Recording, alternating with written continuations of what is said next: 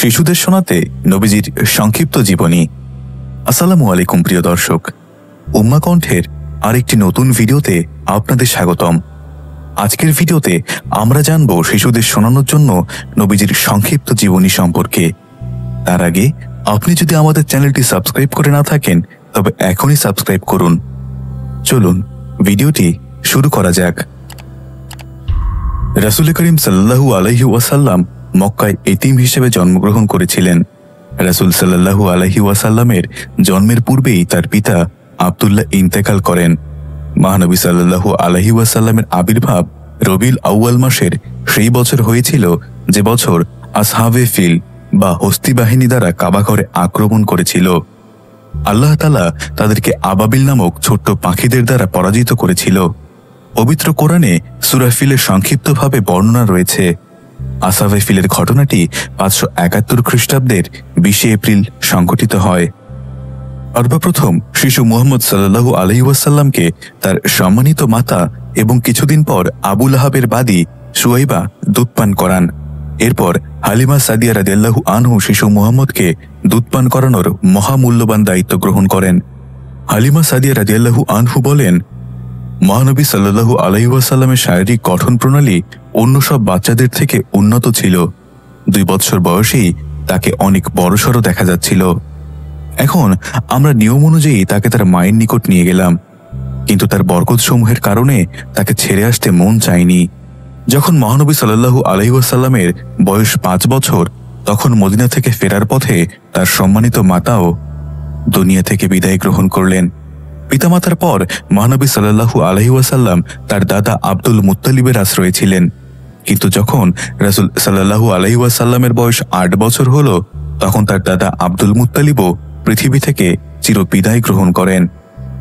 মহানবী সাল্লাল্লাহু আলাইহি ওয়াসাল্লামের আপন চাচা আবু তালেব তার অভিভাবক হলেন এবং তিনি তার আশ্রয়ে বসবাস করতে থাকেন। নবীজির বয়স যখন 12 বছর হল, তখন তার চাচা আবু তালেব ব্যবসার উদ্দেশ্যে শাম বা সিরিয়া দেশে ভ্রমণ করার ইচ্ছা করলেন এবং মহানবী সাল্লাল্লাহু আলাইহি ওয়াসাল্লামকে সঙ্গে নিয়ে শাম দেশ সফর করেন। নবুয়তের আগে রাসূল সাল্লাল্লাহু আলাইহি ওয়াসাল্লাম দ্বিতীয়বারের মতো শাম দেশ সফর করেন। সেই সফর ছিল মক্কার সম্ভ্রান্ত পরিবারের মহিয়সী খাদিজা বিনতে খুয়াইলিদ রাদিয়াল্লাহু আনহা এর জন্য বাণিজ্য করতে। মক্কার সম্ভ্রান্ত পরিবারের মহিয়সী খাদিজা বিনতে খুয়াইলিদ রাদিয়াল্লাহু আনহার সাথে বিবাহ বন্ধনে আবদ্ধ। খাদিজা রাদিয়াল্লাহু আনহু একজন বিচক্ষণ বুদ্ধিমতী মহিলা ছিলেন। মহানবী সাল্লাল্লাহু আলাইহি ওয়াসাল্লামের ভদ্রতা এবং আশ্চর্যজনক জ্ঞান গরিমা ও সুন্দর চরিত্র দেখে তার মহানবী সাল্লাল্লাহু আলাইহি ওয়াসাল্লামের প্রতি সত্যিকার বিশ্বাস ও ভালোবাসা জন্ম নিয়েছিল, যার ফলে খাদিজা রাদিয়াল্লাহু আনহু ইচ্ছা পোষণ করলেন যে যদি মহানবী সাল্লাল্লাহু আলাইহি ওয়াসাল্লাম সম্মতি দান করেন তাহলে তার সাথেই বিবাহ সূত্রে আবদ্ধ হবেন। তখন মহানবী সাল্লাল্লাহু আলাইহি ওয়াসাল্লামের বয়স 21 বছর হল। তখন খাদিজা রাদিয়াল্লাহু তাআলা আনহুর সাথে বিবাহ অনুষ্ঠিত হয়। খাদিজার বয়স তখন 40 বছর। মুহাম্মদ সাল্লাল্লাহু আলাইহি ওয়াসাল্লামের বয়স যখন 40 বছর পূর্ণ হয়, তখন জিবরাইল আলাইহিস সালাম তার উপর ওহী নিয়ে অবতীর্ণ হন। একইভাবে মুহাম্মদ বিন আব্দুল্লাহ সর্বশক্তিমান আল্লাহ নবীদের একজন হয়ে ওঠেন। নবী সাল্লাল্লাহু আলাইহি ওয়াসাল্লামের উপর প্রথম ওহী নাজিল হয়। তিনি ভীত সন্ত্রস্ত হয়ে ঘরে ফিরে এলেন। তার বুক ধুকপুক করছিল।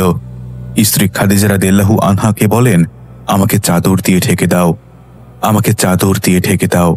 খাদিজা রাদিয়াল্লাহু আনহা নবীকে চাদর চড়িয়ে শুইয়ে দেন এবং তাকে অভয় দিলেন। কিছুদিন ওহী অবতরণ বন্ধ থাকার পর দ্বিতীয় পর্যায়ে যখন ওহী অবতরণ শুরু হলো, তখন মহান রব্বুল আলামিন মহানবী সাল্লাল্লাহু আলাইহি ওয়াসাল্লামকে মক্কার মানুষদের ইসলামের দিকে আহ্বান করার নির্দেশ দিলেন। কিন্তু পৃথিবীতে ছিল তখন অজ্ঞতা ও পথভ্রষ্টতার ছড়াছড়ি। এজন্য প্রথমে আল্লাহ তাআলার ইচ্ছা ছিল যে মহানবী সাল্লাল্লাহু আলাইহি ওয়াসাল্লাম প্রকাশ্যে মানুষের মাঝে ইসলাম প্রচার করবেন না, যাতে সূচনা থেকেই মানুষ ইসলামের প্রতি বিদ্বেষপরায়ণ না হয়ে পড়ে। মহানবী সাল্লাল্লাহু আলাইহি ওয়াসাল্লাম প্রথমত তার পরিচিত বন্ধু-বান্ধব এবং যাদের প্রতি তার আস্থা ছিল অথবা নিজের দূরদর্শিতার দ্বারা যাদের মধ্যে পুণ্য ও মঙ্গলের নিদর্শন দেখতেন, তাদের ইসলামের প্রতি দাওয়াত দিতে লাগলেন। এই দাওয়াতের আহ্বানে সর্বপ্রথম সাড়া দেন তার পবিত্রতম স্ত্রী হযরত খাদিজা রাদিয়াল্লাহু আনহা, তারপর হযরত আবু বকর সিদ্দিক রাদিয়াল্লাহু আনহু, তারপর চাচাতো ভাই হযরত আলী রাদিয়াল্লাহু আনহু। হযরত আবু বকর সিদ্দিক নবুয়ত পাওয়ার পূর্ব থেকেই মহানবী সাল্লাল্লাহু আলাইহি ওয়াসাল্লামের বন্ধু ছিলেন এবং তার সত্যবাদিতা, বিশ্বস্ততা ও সচ্চরিত্র সম্পর্কে পূর্ণ অবগত ছিলেন। মহানবী সাল্লাল্লাহু আলাইহি ওয়াসাল্লামের নবুয়ত প্রাপ্তির খবর জানা মাত্রই তিনি তার সত্যতা মেনে নিলেন এবং কালেমা পাঠ করে মুসলমান হয়ে গেলেন। নবুয়ত প্রাপ্তির পর ইসলাম প্রচারের ব্যাপকতা দেখে মক্কার মুশরিকরা মহানবী সাল্লাল্লাহু আলাইহি ওয়াসাল্লামের সাথে শত্রুতা শুরু করে দিল। মক্কার মুশরিকদের জুলুম নির্যাতন দিন দিন বেড়েই চলল। মহানবী সাল্লাল্লাহু আলাইহি সাল্লামের সাথে তার সাহাবীগণ এবং ঘনিষ্ঠ আত্মীয় স্বজনদের প্রতিও নির্যাতন ও নানা কষ্ট দেওয়া শুরু করল। মহানবী সাল্লাল্লাহু আলাইহি ওয়াসাল্লাম নিজে সর্বপ্রকার অত্যাচার উৎপীড়ন সহ্য করছিলেন, কিন্তু যখন সাহাবায়ে কেরাম ও অন্যান্য আত্মীয় স্বজন পর্যন্ত উক্ত ঘটনা পৌঁছালো এবং দেখতে পেলেন যে তারা অত্যন্ত ধৈর্যের সাথে সব অত্যাচার সহ্য করার জন্য প্রস্তুত রয়েছেন, তখন তিনি সেই সাহাবায়ে কেরামকে হাবশায় হিজরত করার জন্য অনুমতি প্রদান করলেন। সেখানে মুসলমানরা নিরাপদে বসবাস করতে পারবে। সুখ, দুঃখ, আনন্দ, বেদনা, হাসি কান্না নিয়েই জীবন। রাসূল সাল্লাল্লাহু আলাইহি ওয়াসাল্লামের জীবনেও এ নিয়মের বাইরে ছিল না। তাকেও সুখ দুঃখের মধ্য দিয়ে জীবন পার করতে হয়েছে। তার জীবনের একটি বছরকে দুঃখের বছর বলা হয়, সেটি হল নবুয়তের 10ম বছর। এর কারণ হল সেই বছর তার আশ্রয়স্থল চাচা আবু তালেব ইন্তেকাল করেন। তার প্রিয়তমা স্ত্রী খাদিজা রাদিয়াল্লাহু আনহা ইন্তেকাল করেন। এই সুযোগে মক্কার কাফেরদের অত্যাচার ও নিপীড়ন বহুগুণ বেড়ে যায়। আল্লাহ তার প্রিয় রাসূল সাল্লাল্লাহু আলাইহি ওয়াসাল্লামকে যত মুজিজা দিয়েছেন সেগুলোর মধ্যে অন্যতম এক মুজিজা হল ইসরা ও মিরাজ। ইসরা অর্থ নৈশ ভ্রমণ বা রাত্রিকালে ভ্রমণ করানো, আর মিরাজ অর্থ ঊর্ধ্বারোহণ। মহান আল্লাহ রাসূল সাল্লাল্লাহু আলাইহি ওয়াসাল্লামকে এক রাত্রিতে মক্কা থেকে ফিলিস্তিনের আল মসজিদুল আকসা পর্যন্ত নিয়ে যান। এরপর সেখান থেকে ঊর্ধ্বে সপ্ত আসমান ভেদ করে তার নৈকট্যে নিয়ে যান। মক্কা শরীফ থেকে আল মসজিদুল আকসা পর্যন্ত ভ্রমণকে ইসরা এবং সেখান থেকে ঊর্ধ্বে গমনকে বলা হয় মিরাজ। মক্কার মুশরিকরা রাসূল সাল্লাল্লাহু আলাইহি ওয়াসাল্লামকে হত্যা করার জন্য নকশা আঁকল। তাদের সব নীল নকশা ও কূট পরিকল্পনা মহান আল্লাহ নস্যাৎ করে দেন। এক রাতেই আল্লাহ তাআলা ওহীর মাধ্যমে চক্রান্তের কথা তার রাসূলকে জানিয়ে দেন। তার প্রিয় নবী সাল্লাল্লাহু আলাইহি ওয়াসাল্লামকে হিজরতের আদেশ দিয়ে বলেন, হে নবী, মক্কার মানুষ আপনাকে চায় না, অন্যদিকে মদিনার মানুষ আপনার জন্য সীমাহীন আগ্রহে প্রতীক্ষা করছেন।